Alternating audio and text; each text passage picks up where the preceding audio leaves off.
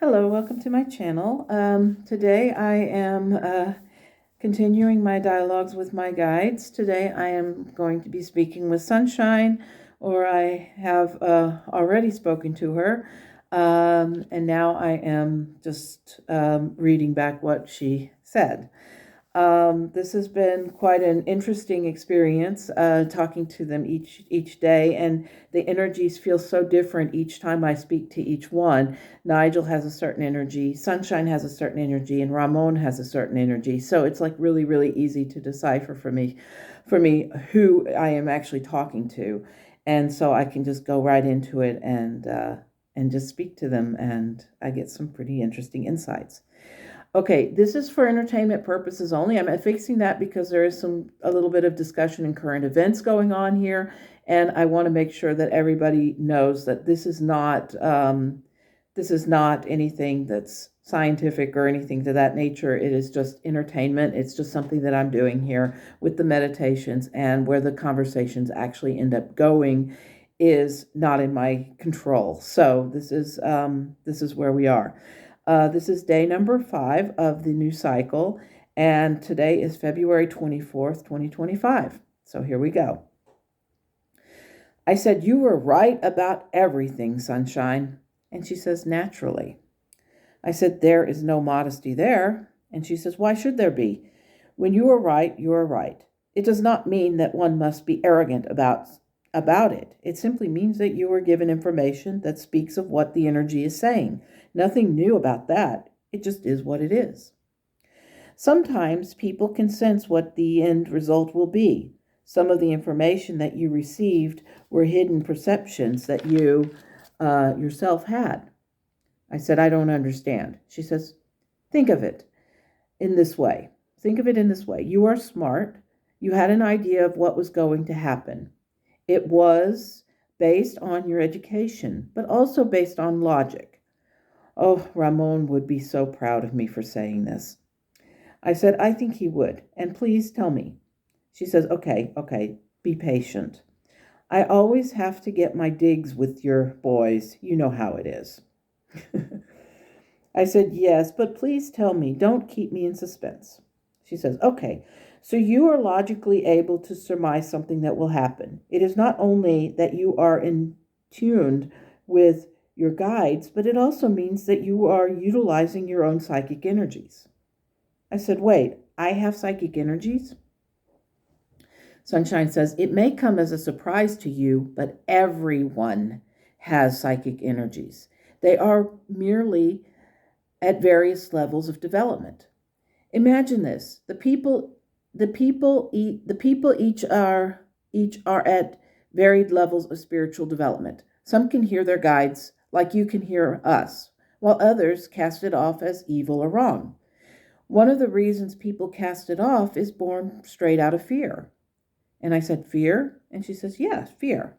Fear is what drives so many people. They are controlled by fear: fear of the other, fear of the notion that someone they do not like will attain something that they want. Their actions are defined by what they are most afraid of. When people are afraid, they are blocked from the universal energies. Remember when Metatron told you to make a fist and you could not feel the free flow of energy? That is why you are not able to allow the flow of energy, because the fingers are stiff and tight. If your entire body was like that, then you would not be able to let the energy flow. Remember when we tried to use the tarot cards a few days ago? You said that your chest felt tight during the time when we pulled the cards. That was your fear that you were doing something wrong. When you relax, the energy is able to flow once again. When we complete the meditation, you can pull out your deck cards and ask them a question, and then you can see how well you are able to read the cards without the fear. If you have no questions, we can wait until you do. Then think about this throughout the day. When a question comes to you, then give it a try. You will sense the more relaxed you are and the less fearful, your body will relax in the energy, and you will be better able to read the cards. We can try it later. You will probably be surprised. Also, go back and check your reading from a few days ago and see if the cards actually predicted the energies there. You may find that although you were reading the energies, your reading was accurate and there was no reason to be afraid. I know that you sometimes doubt yourself, but the more you use these various tools, the better you will get. It's like playing the flute. With practice, you will improve. I said, I wasn't sure I was all that brave with the cards. I felt rather like a fish out of water, flopping about trying to convince myself that all would be well. And she said, but Yvette, it was. I know you are thinking about the 20% who voted radically, but you should think about the 80% that did not. It's like your German exam. You got 289 points out of 300 and should not go into a stupor about the 11 points you did not get. Think about the 289 points that you did get. It will take time for people to realize that voting does have an impact. If Kamala Harris had won in the US, do you think what happened yesterday would have happened in Germany? I said, I don't know. I do think that she got cheated, but that's just my opinion. And that doesn't mean much in the grand scheme of things. She says, in seeing what happened in the US, German people recognized their own history. Even the young people who had only heard about it from their elders are starting to see what it meant.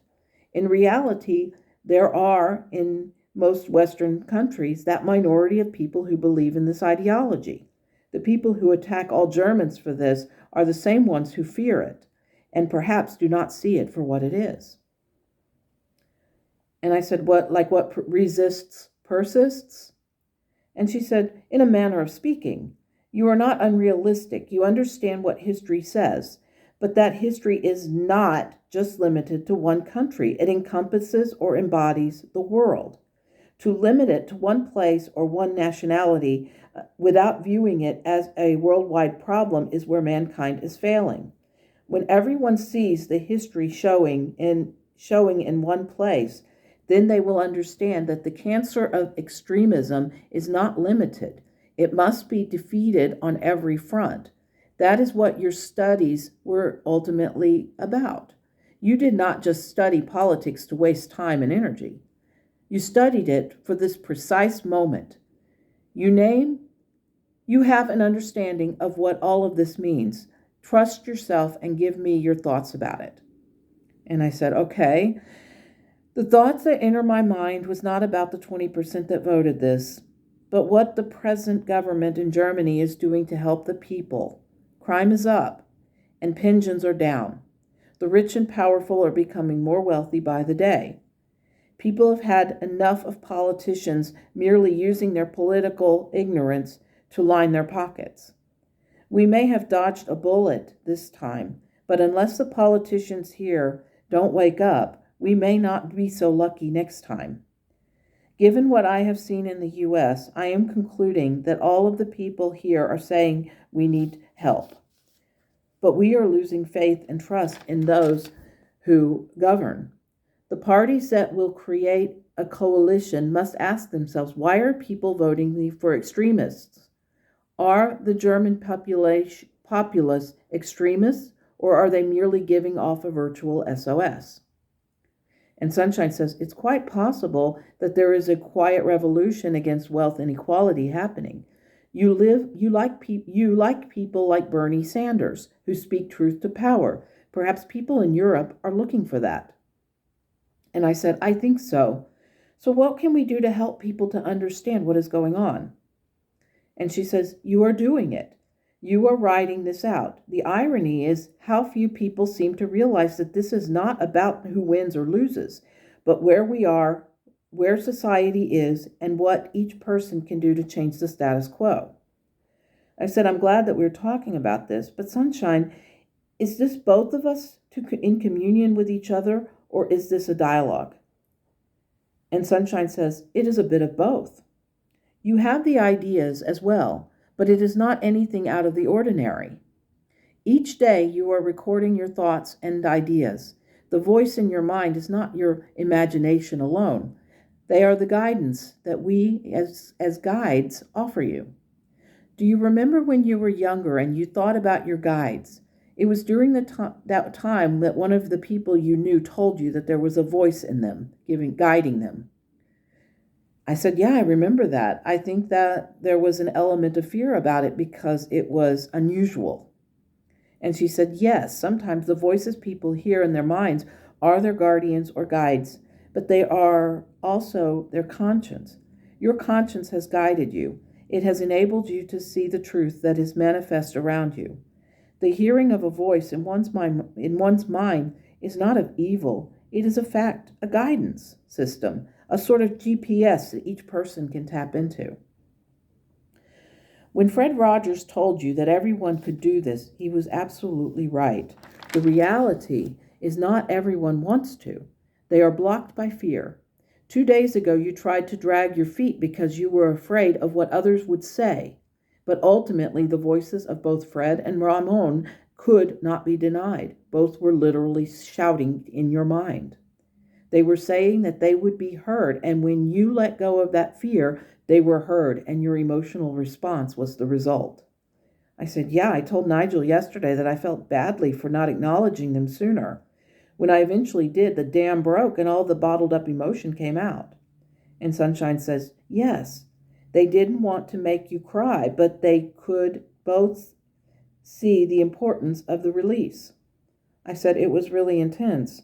When I read back over the transcript, she said, it was like seeing a movie for the second time.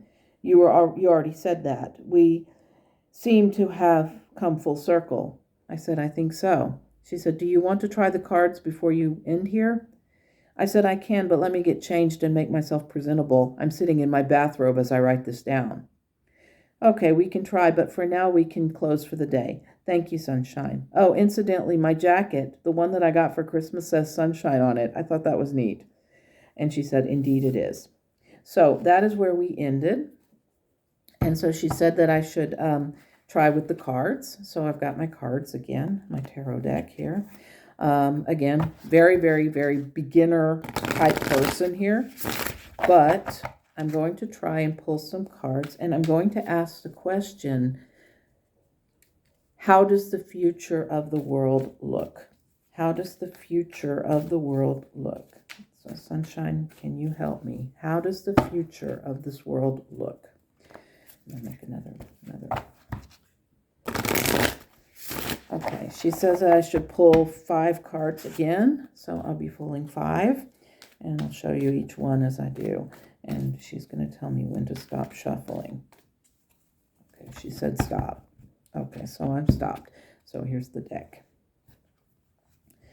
And so, she said show the bottom card. So the bottom card is the Page of Swords, and it's this kitty. So that's the bottom card. I don't know what the significance of that is, but the way the world looks. Okay, she said 5 cards off the top. 1, 2, 3, 4, 5. Okay, and now I'm going to turn them over. I've got things like.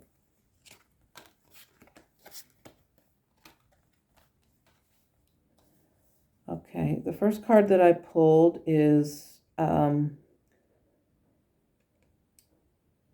think it's the 5 of Swords. I think that's what it is. I thought it was cups initially because of the cat sitting in the things, but it's actually swords. And the second card is the 9 of Swords, which I think these cards are so adorable. The third card is the Hierophant. The fourth card is the 2 of Swords. Lots of swords and energy in here. And the 5th card is the 4 of Pentacles, which I like the little fishies that they have there. So I think that just in looking at these cards, what I feel is that there is hope, that there is, that the world is having a difficult challenge right now, that there's a lot of corruption, there's a lot of things happening in politics and in ideologies and in the world. And I think that a lot of people are scared. There's a lot of fear going on.